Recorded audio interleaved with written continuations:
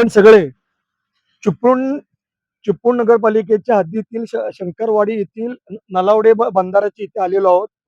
गेले दीड महिना हा संपूर्ण बंधाऱ्यामुळे 100% शंकरवाडीतील 140 ते 150 घरांना धोका निर्माण होईल, हे आम्ही वारंवार एप्रिल आणि मे मध्ये सांगत होतो.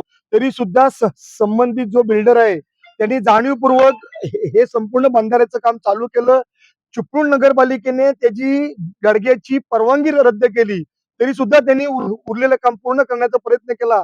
आणि आम्ही एप्रिल आणि मे ला सांगत म्हणजे वारंवार जे सांगत होतो ते बरोबर कालच्या पावसामध्ये फिक्स झालं की ह्या सगळ्या बंधाऱ्यामुळे लगतची जी 140 ते 150 घरं आहेत त्यांना पुरांचा धोका निर्माण झाला. आणि हे हे स्वतः प्रशासनाने, चिपळूण नगरपालिकेच्या प्रशासनाने, इथल्या प्रांत ऑफिसच्या प्रशासनाने हे सगळं इथे येऊन बघितलेलं आहे.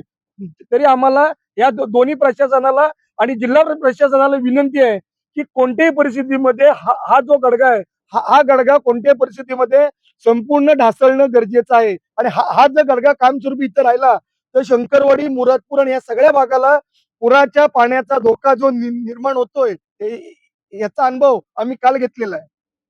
नक्कीच आम्ही आज पालकमंत्र्यांना याविषयीची सगळी माहिती फाईल आज नगराध्यक्ष साहेबांसमोर आम्ही दिली.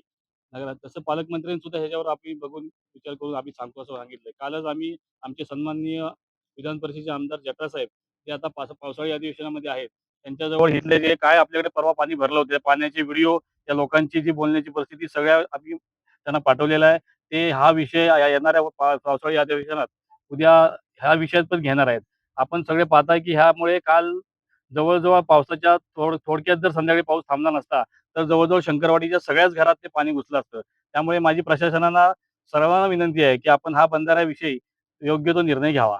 आधी मुळात म्हणजे प्रशासनाकडे आम्हाला जेव्हा विषय समजला तेव्हा आम्ही प्रशासनाला विचारलं. आणि त्याच वेळेला संबंधित जो कोण बिल्डर आहे त्याने चिपळूण नगरपालिकेच्या पोर्टलवरती ऑनलाईन त्यांनी अर्ज केला होता. पण अर्ज करायच्या आधी त्यांनी ऑलरेडी काम सुरू केलेलं होतं. आणि हे जेव्हा आम्ही चिपळूण नगरपालिकेच्या प्रशासनाच्या लक्षात आणून दिलं तेव्हा त्यांनी ती परवानगी रद्द केली.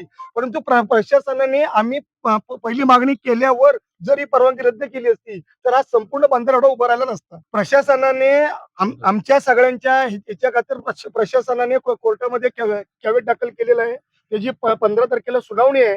15 तारखेच्या सुनावणी नंतर आमची पुढची रूपरेषा फायनल होईल.